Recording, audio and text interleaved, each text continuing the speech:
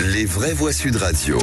Et 3 mots dans l'actu, Félix, qui sont catalogue, dérive et plainte. La fertilité, le théâtre, la Marseillaise et je dirais même plus l'uniforme à l'école, l'instruction civique, les tablettes, le service national universel, la Macronie fait le service après-vente de la conférence de presse présidentielle. Les oppositions dénoncent un catalogue. Un rapport pointe les dérives de l'école Stanislas où la ministre de l'Éducation scolarise ses enfants. Amélie Oudéa-Castéra promet un plan d'action rigoureux pour y remédier. Et puis il l'avait annoncé, c'est chose faite. Karim Benzema porte plainte contre Gérald Darmanin pour ses propos sur les liens supposés avec les frères musulmans. Les vraies voix Sud Radio.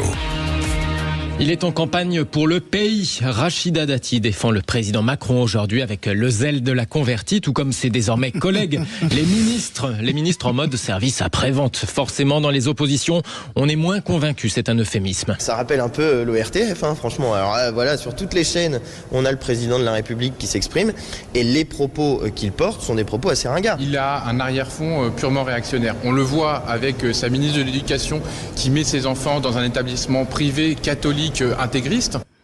Ici à gauche, Arthur Delaporte au PS et Antoine Léaumont de la France Insoumise. À droite, le président des députés LR, Olivier Marleix, c'est tout aussi grinçant. On a eu un catalogue, ça a été tous azimuts. On a le sentiment qu'Emmanuel Macron est ministre de tout et finalement président de rien.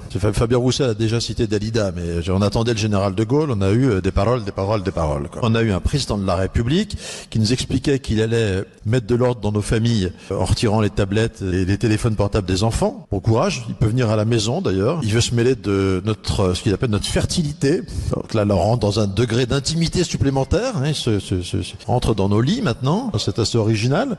Quant aux agriculteurs mobilisés hier, grosse déception, il n'en a quasiment pas été question, comme l'a constaté Karine Serre, éleveuse de brebis dans le Lot et vice-présidente de la FNSEA d'Occitanie. Je n'ai rien contre ce président, pas plus que contre un autre. Pour différentes raisons, il n'a pas vraiment une sensibilité très rurale. Ce que nous souhaiterions, quels que soient les gouvernements, quelle que soit la couleur, qu'il y ait une certaine logique, une certaine justice de traitement. Les agriculteurs respectent les lois françaises, que la France respecte les paysans quand elle importe des produits venant d'autres pays. Que ce soit les mêmes règles qui soient imposées à ceux qui viennent des autres pays. C'est tout ce que nous demandons. Propos recueillis par Christine Bouillot pour Sud Radio. Les agriculteurs qui devraient se remobiliser dès demain et sans doute même bloquer des autoroutes. On en reparle après le journal de 18h avec le président des jeunes agriculteurs d'Occitanie. Forcément, l'opposition, Philippe Bilger, s'en donne à cœur joie. Alors, Olivier Marleix, à moins qu'il l'ait dit pour la première fois, il a repris une phrase de François Ruffin, ministre de tout, président de rien. Mais c'est assez classique, quoi. On n'entendra jamais quelqu'un de l'opposition rester nuancé dans la perception d'une conférence présidentielle qui a duré 2h30, quoi. Et qui, par moments, m'a fait glisser un tout petit peu dans l'ennui. Malgré la charcuterie après, on a entendu ce matin Louis Alliot, qui était plutôt étonnamment, pas contradictoire.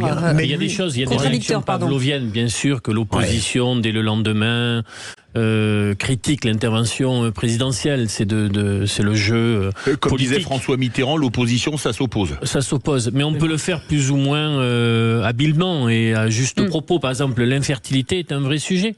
Ça frappe plus de 3 millions de Français. Donc c'est une question de santé publique. Hommes et femmes. Même les hommes. Oui.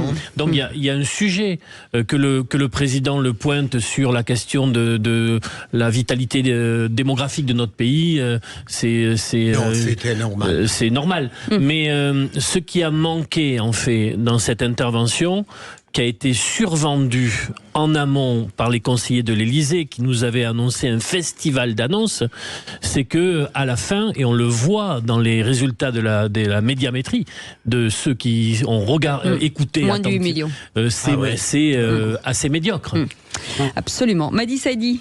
Écoutez, moi sur l'infertilité, le terme en lui-même m'a assez surprise.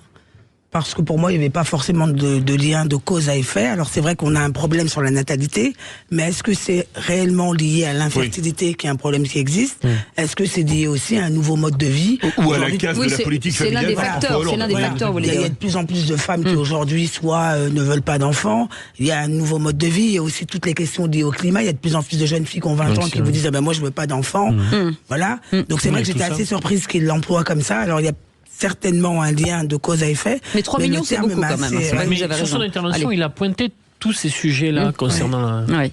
Allez, le deuxième mot, c'est Dérive avec Mediapart qui dévoile un rapport concernant l'école Stanislas. Oui, rapport qui avait été caché, affirme même Mediapart. Ces 30 pages pointent des pratiques jugées discriminantes des intervenants qui tiendraient des propos homophobes, anti-avortement ou faisant la promotion des thérapies de conversion contre l'homosexualité. Des consignes aussi de discrétion quant à la tenue des filles. Attention à la longueur des jupes.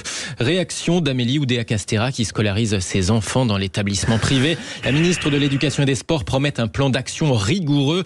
Il n'est pas exclu de déconventionner l'établissement catholique, estime Christopher Weisberg, le porte-parole du groupe Renaissance à l'Assemblée nationale. Le déconventionnement, au fond, c'est la sanction ultime. Et normalement, ce qui se passe, c'est que fort de ce rapport, il doit y avoir une négociation avec Stanislas pour qu'elle change son comportement. Et de deux choses une, soit ils arrivent avec des propositions très claires en disant on va mettre fin à ce que vous avez décrit qui est proprement scandaleux, discrimination, discriminatoire, inégalité entre l'homme et la femme. Soit et donc ce travail-là, il va être fait. C'est le travail du moment. Ça veut dire soit ils se conforment à la loi et aux obligations qu'ils ont avec ce contrat, soit en effet ils seront déconventionnés.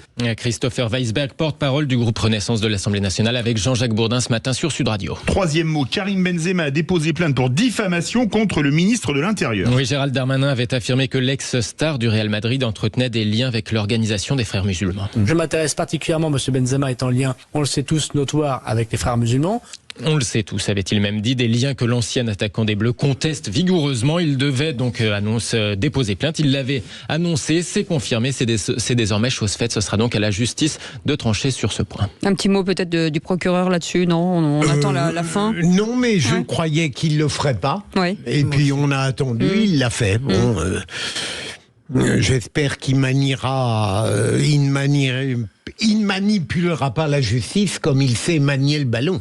Ah bah écoutez, on verra. En attendant, merci en tout cas Félix Mathieu. Merci Félix. On vous retrouve tout à l'heure. Le président Macron s'est donc exprimé hier soir. Cécile, et d'ailleurs Gérald Darmanin, après, il y avait eu un léger petit retrait. Oui, c'est sûr. Et sur